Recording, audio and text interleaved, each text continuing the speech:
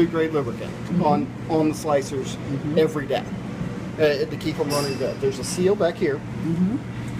This seal will get dried out, and it actually will stop the blade from turning. You'll see them where they, like, when you hit the button, it takes a little bit for it to start.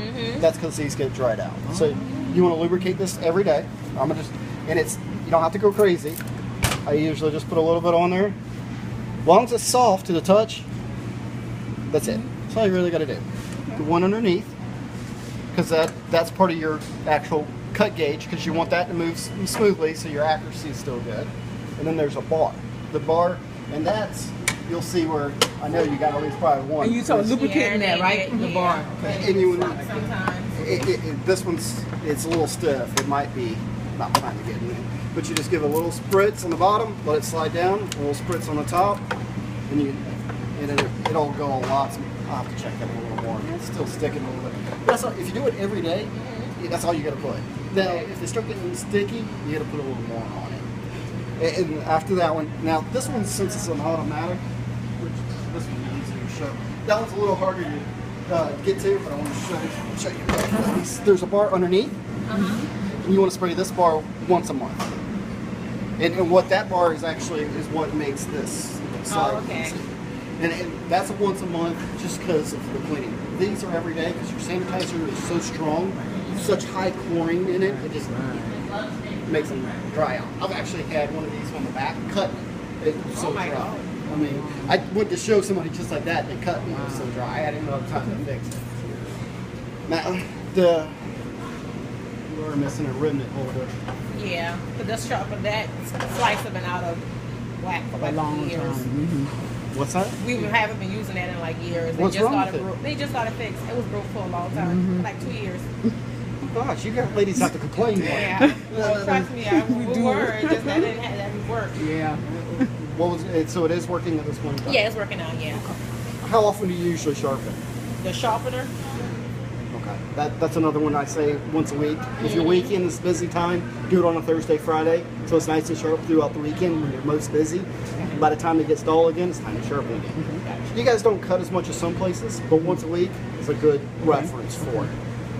It's quick and easy to sharpen, and if you keep up with it, you sharpen all the time regularly, you don't have to spend as much time. Now, I'm a trained idiot, so you guys don't do this.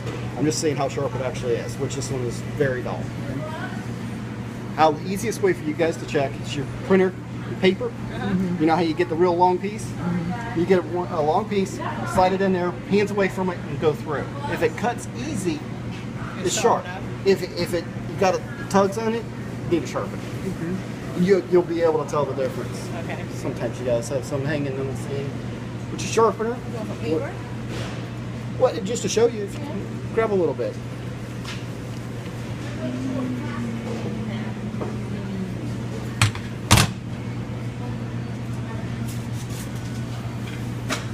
That's more than enough. Usually without the stickers on it, but you know, so your hands are far enough away, and I'm gonna go for a place that's empty, and then I'm just gonna push. See how? I mean, that's very dull. I should push, and it should go right there. We'll sharpen this one and show you. With a sharpener, you just want to make sure it's open. You have a tab here that you want to make sure it goes into this tab here. Okay. I have it open all the way. Now when I put it on, this has to kind of move forward with it. So you'll figure, the more you do it, the easier it gets. See how it just kind of fell in there? That's the correct spot. Then you just want to finger tighten this on. Don't over tighten, it'll strip. All we're trying to do is keep it steady. That's nice.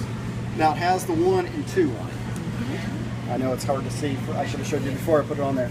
The bottom one is actually sharpening. That's removing material.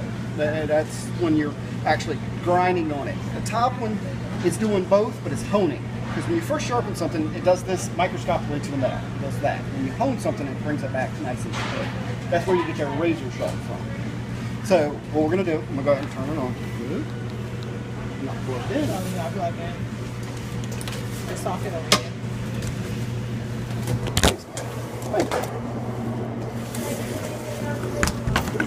Okay, slow down. I'm not hurrying you.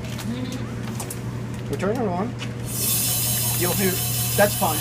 Just a spin. Now, it's only about, I'm going to go down first. And I'm going to,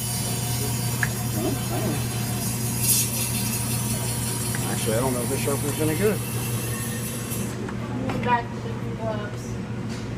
Is that our sharpener or yours? I don't have any. That's ours. Oh. Yeah, since I work with you. It's not. You use it all the time? Well, you never use it. One person uses it though. Oh. Like, nobody never trained anybody how to use it. Oh, Only gotcha. Like one person knew how to use it. That's why I'm here. Wow. To help you guys out. I might have to get you a sharpener. At least one. Let me trade some Okay. Yeah. Not working. Oh. So we're gonna have to get you a sharpener. Okay. But the basic principle is you go down. So you hold it to the down. Okay. 4 to 5 seconds. If you hold it too long, it actually makes the metal hot, can make it softer, and make it dull quicker. So, and you do that, hang on how sharp, you know, with the paper test, it was real dull, so I would do it 4 or 5 times. Okay. And then 4 or 5 times to the up. Okay. And then test it. And if it's still bad, go back to the up. Okay. But since this sharpener's not working correct, I'm like, get you Alright. some in order. I'm gonna get you at least 2, so you have one for to use. Factory says you should have one for everyone. It doesn't. 2 is fine for it. I've never seen anybody need one for each one. But with that, that's the principle to it without a functioning sharpener. Okay. All right. So that's it. So just take it off, clean it off, and then we good. And then you have to just And this was- clean all the grain and rest off. Okay. What's that? Oh, that's I was simple. trying to see how far this was